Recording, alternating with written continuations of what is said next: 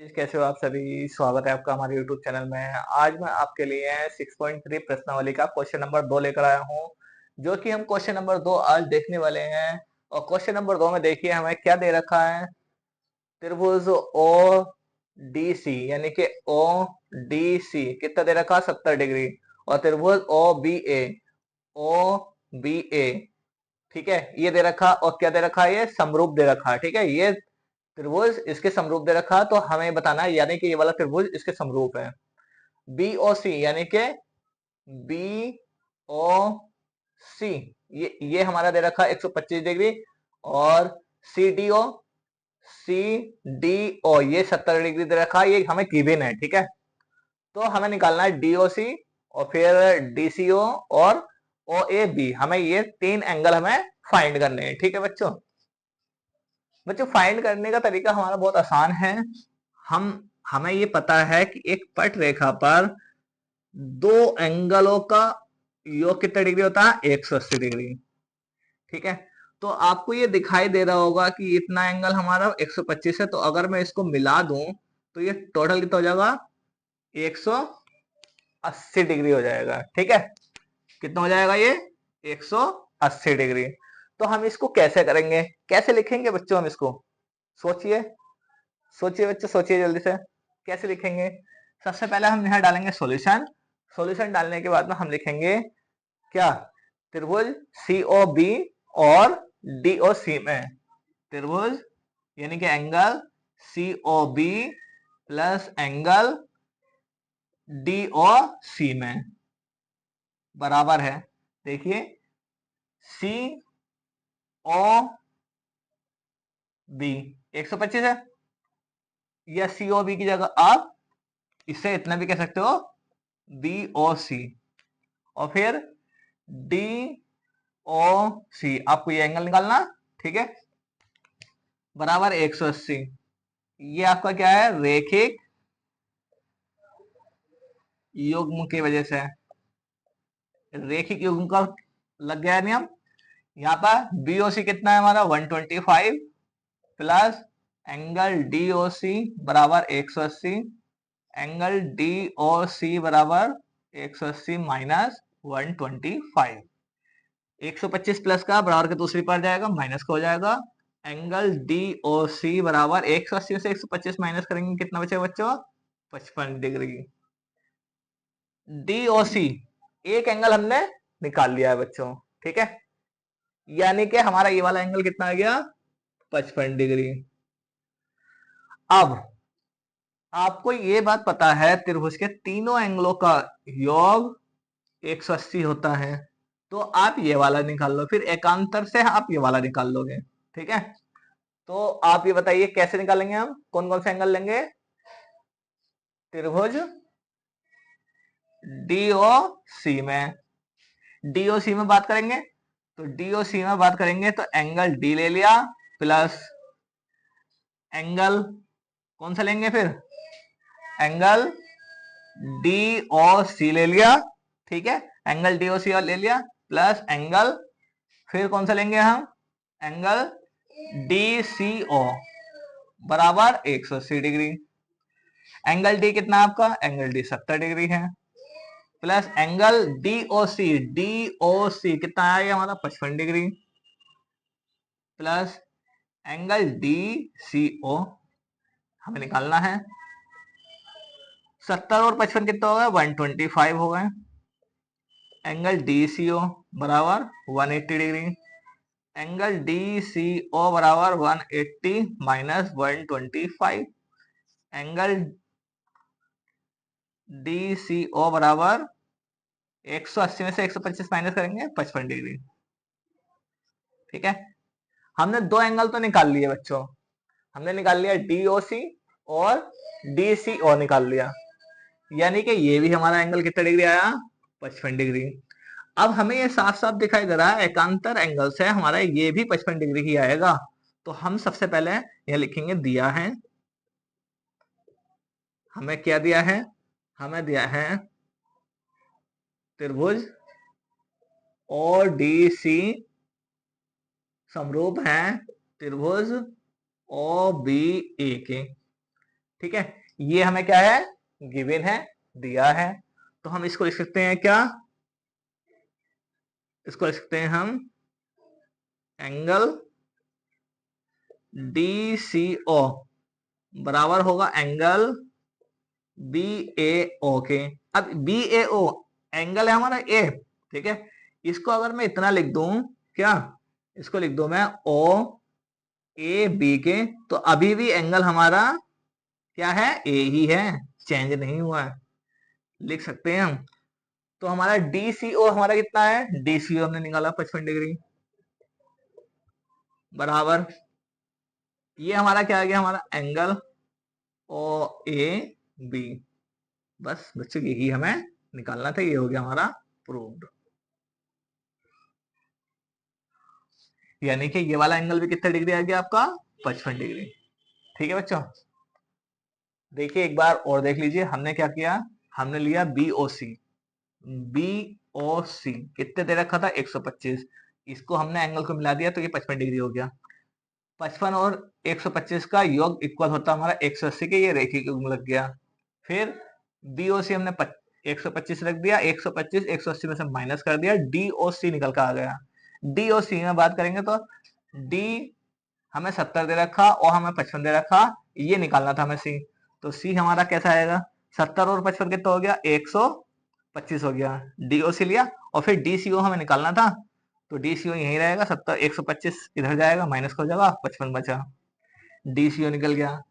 अब हमें ये हमें गिवन है, समरूप दे रखा है, तो हमने DCO हमें दे रखा 55, और इसको अगर हम घुमा के लिखेंगे एंगल चेंज हो जाएगा हमारा, तो ये इतना आ जाएगा, ठीक है, तो ये बराबर आ जाएगा। बच्चों इस सवाल को करने का एक तरीका और है, मैंने इसमें आपको थ्योरी से बचाया है, इसके अंदर थ्योरी बहुत ज्यादा लिखी जा रही थी, ठीक है, और थ्योरी एक बात था, सवाल तो छोटा हो जाता पर थ्योरी हो जाती, समझ में नहीं आता। आप लोग इसको 1 से 2 बार वीडियो को देखोगे, आपको समझ में जरूर आएगा। चलिए हम सवाल नंबर 3 की ओर बढ़ते हैं, देखिए सवाल नंबर 3 क्या कह रहा है। तो ये है हमारा सवाल नंबर 3। सवाल नंबर 3 है समलंब ABCD, जिसमें AB समांतर दे रखा है DC के विकर्ण AC और BD परस्पर O पर प्रतिच्छेद करते हैं, तो दो त्रिभुजों की समरूपता कसौटी का प्रयोग करते हुए दर्शाइए कि OA अपॉन OC बराबर होगा OB अपॉन OD। बच्चों ये ऐसा सवाल हमने पिछली प्रश्नावली में क्वेश्चन नंबर 9 और 10 किए थे, ठीक है। तो देखिए हम इसको कैसे करेंगे, सबसे पहले आप एक समलंब बना लीजिए। समलंब बनाया, ये देखिए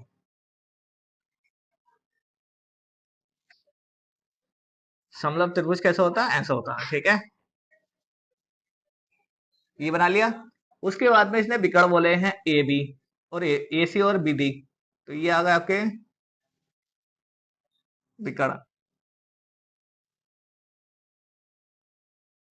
ठीक है, ये आपके विकर्ण आ गए। तो कैसे करेंगे हम,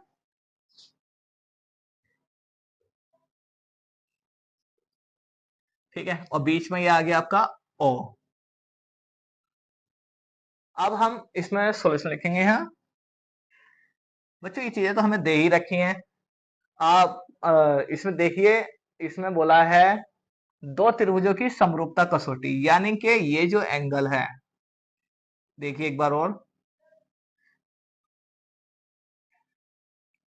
ये जो एंगल है,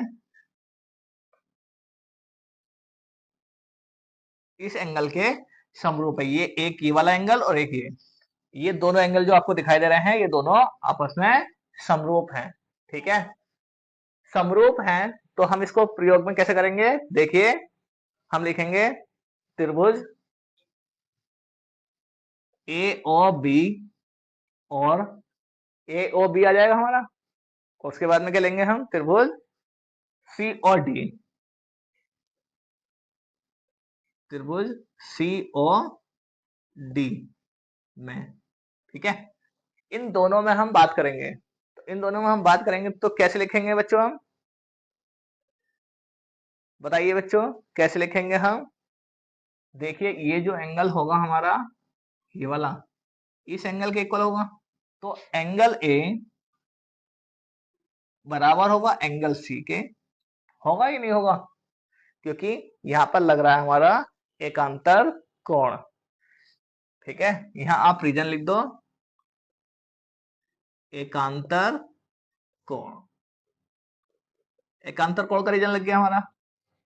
अब आगे देखिए, आगे क्या होगा हमारा,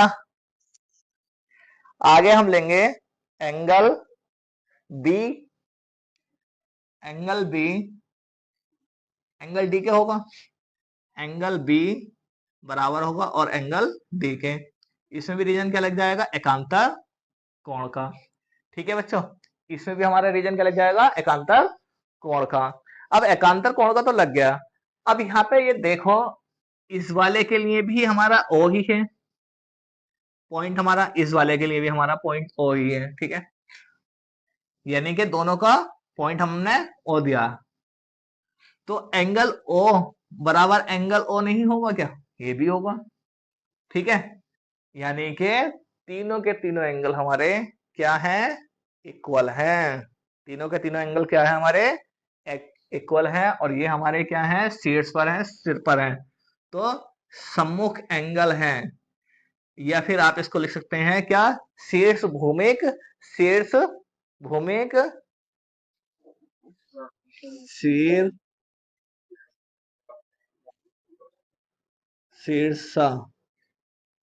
शीर्षाभिमुख, शीर्षाभिमुख कोण।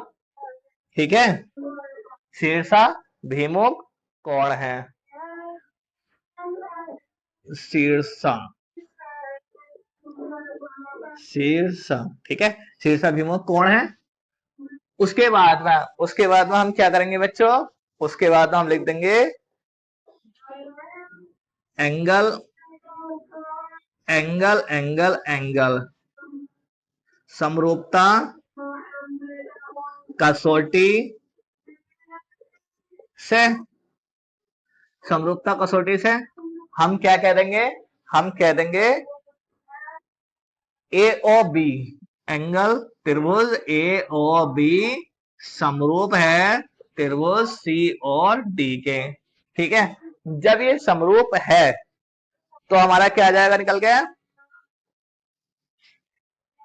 ए बी अपॉन सी डी बराबर होगा किसके, साइड निकाल लो, बताओ बच्चों कैसे निकलेगी, ओ ए अपॉन ओ सी बराबर होगी O B upon O D के। तो ठीक है, जब ये इतना बराबर होगी तो आगे क्या करेंगे हम, हमें सिर्फ दो ही साइड लेनी थी, हम ये दो साइडें ले लेंगे, दो साइडें ले लेंगे क्या, ओ ए अपॉन ओ सी बराबर होगी O B upon O D.